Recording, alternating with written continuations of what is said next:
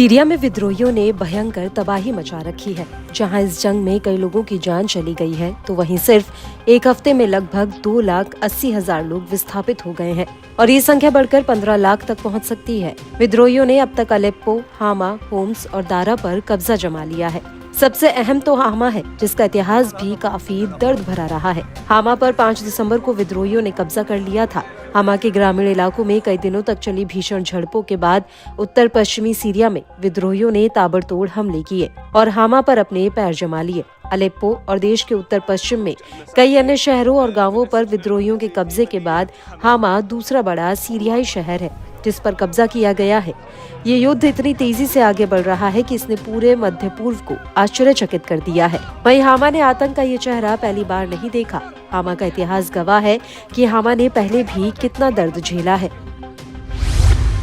हामा अब तक नहीं भुला पाया 1982 का नरसंहार।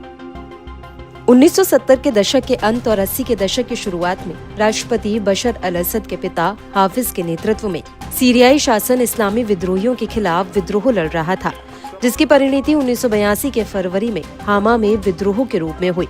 विद्रोह को दबाने के लिए बशर के चाचा रिफात अल असद के नेतृत्व में शासन की सेना ने एक सैन्य अभियान शुरू किया, जिसमें नागरिक इलाकों के खिलाफ बड़े पैमाने पर विमान और तोपखाने का इस्तेमाल किया गया, जिसके बाद जमीनी हमला हुआ। इसी हामा नरसंहार में 40,000 से ज्यादा लोग मारे गए, जिसमें रिफात को व्यापक रूप से हामा का कसाई कहा जाता था। रिफात बाद में यूरोप में निर्वासन में चला गया। मार्च में रिफात पर स्विट्जरलैंड के अटॉर्नी जनरल ने युद्ध अपराध और मानवता के खिलाफ अपराध करने का आरोप भी लगाया था। 2011 में भी हामा ने झेला विद्रोह।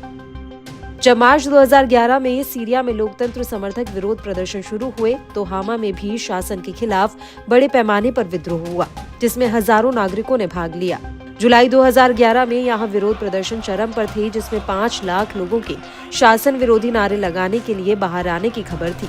हामा में विरोध प्रदर्शनों को लेकर 31 जुलाई को शासन ने शहर की सड़कों पर अपनी सेना को तैनात कर दिया, जिसमें दमन के हिस्से के रूप में उस दिन लगभग 100 लोग मारे गए थे।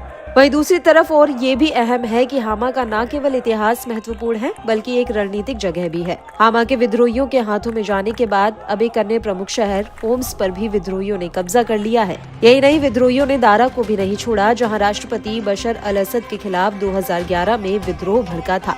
फिलहाल विद्रोही सीरिया में लगातार आगे बढ़ते जा रहे हैं। हालांकि सीरिया को अन्य देशों से मदद मिलने की उम्मीद है।